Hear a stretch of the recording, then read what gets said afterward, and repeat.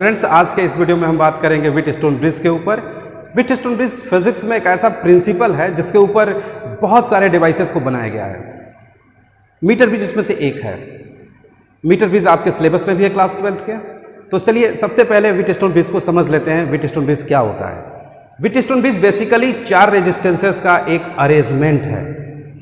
4 resistances को एक special तरीके से जोड़ा गया है जिससे कि किसी भी 3 रेजिस्टेंस की वैल्यू मालूम होने पर आप चौथे रेजिस्टेंस की वैल्यू मालूम कर सकते हो।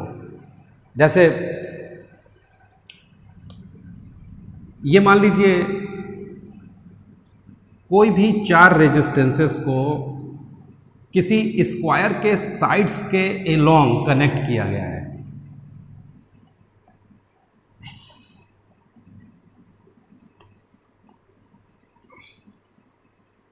तो इस प्रिंसिपल में ऐसी व्यवस्था बताई गई है कि इन चारों रेजिस्टेंसेस में से कोई भी 3 रेजिस्टेंस अगर आपको मालूम है तो आप चौथा रेजिस्टेंस इजीली कैलकुलेट कर सकते हैं। कैसे? ज़रा समझने की कोशिश करिएगा। इसमें 4 रेजिस्टेंसेस P, Q, R और S जो है वो किसी स्क्वायर के साइड्स के एलोंग कनेक्ट किए गए हैं और स्क्वायर के डायगोनल के एलोंग एक बैटरी लगाई जाती है। स्क्वायर के एक डायगोनल के एलोंग एक बैटरी लगा दीजिए और दूसरे डायगोनल के एलोंग एक गैल्वेनोमीटर कनेक्ट किया जाता है। नाम दे दीजिए ABCD। भाई बहुत ही सिंपल सी बात है।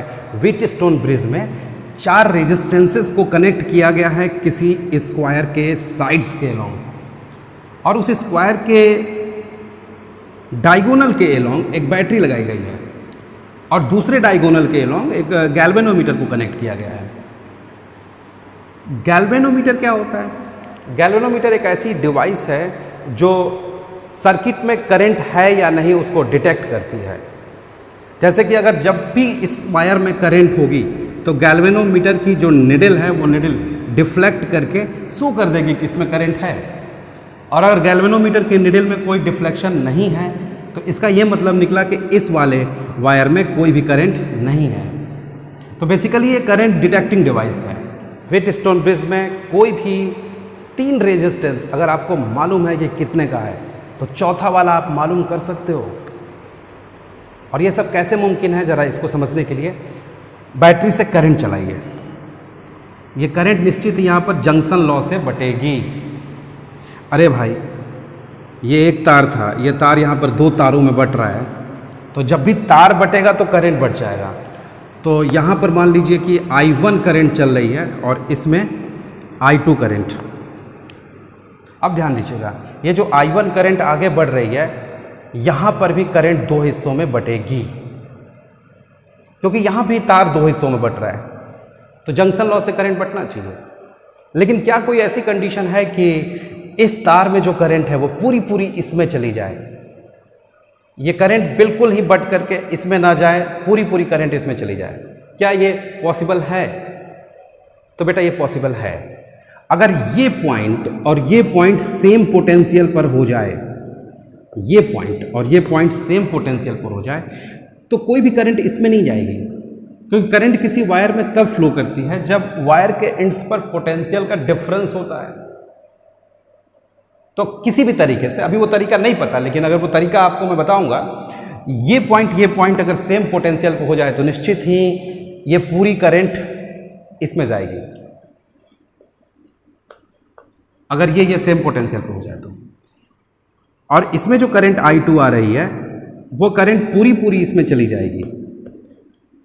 अगर इन दोनों पॉइंट्स के बीच में पोटेंशियल डिफरेंस नहीं है तो करंट का कोई भी हिस्सा इसमें नहीं जाएगा और फिर ये दोनों करंट यहाँ पर जुड़ करके I1 और I2 इसमें आपका I बना देगा और बैटरी के निगेटिव टर्मिनल पर आकर के करंट सस्टेन करेगी।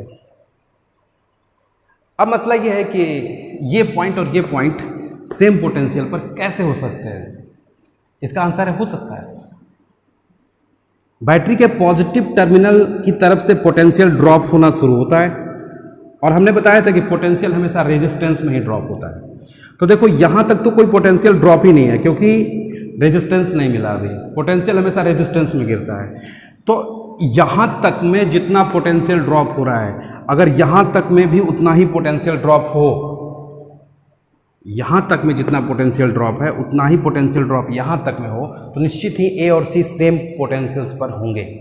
अगर ए और सी पॉइंट सेम पोटेंशियल पर होगा तो निश्चित तौर पर इसमें जो करंट आ रही है वो करंट पूरी तरीके से इसमें चली जाएगी।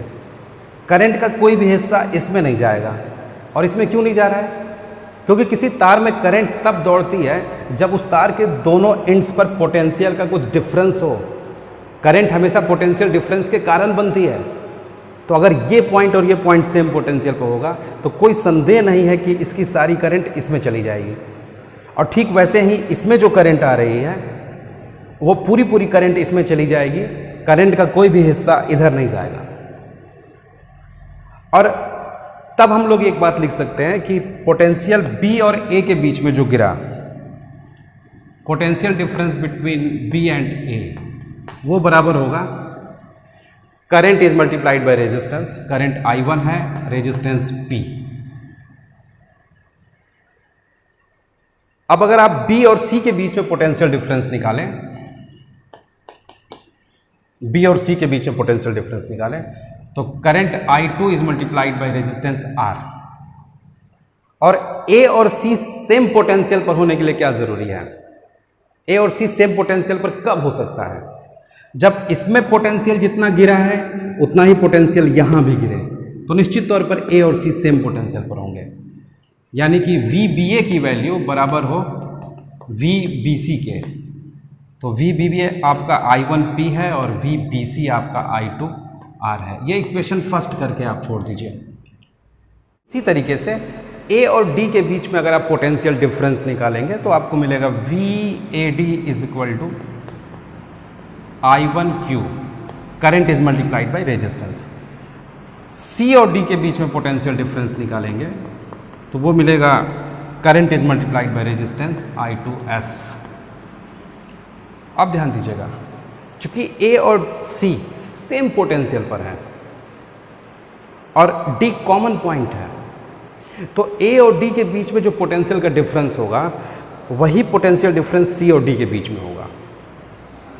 यानी ये दोनों को अगर आप इक्वल करेंगे VAD is equal to VCD तो आपको रिलेशन मिलेगा I1Q is equal to I2S। ये इक्वेशन सेकेंड है।